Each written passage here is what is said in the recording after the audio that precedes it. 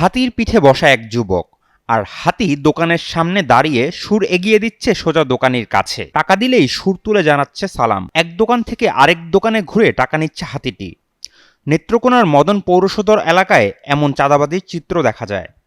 বগুড়া থেকে আসা যুবক জানান, জীবিকার তাগিদেই এই কাজ করছেন তিনি। টানা সপ্তমবারের মতো বেস্ট টিস্যু পেপার ব্র্যান্ড হিসেবে স্বীকৃতি পেয়েছে বসুন্ধরা টিস্যু। মনে করেন হাতিকে খাওয়াইতে হয়, তারপরে এটা ঘুরাই, সার্কাস বন্ধ, আমরাও খাই, টাকা তুলি, হাতিকে খাওয়াই। সার্কাস চালু হইলে ভাই আমরা আর এদিকে আসতাম না, বুঝছেন। সার্কাস বন্ধ এই জন্যই আমরা গ্রামে গ্রামে ঘুরি, আর ঘুরে ঘুরে খাওয়াই, আমরাও খাই।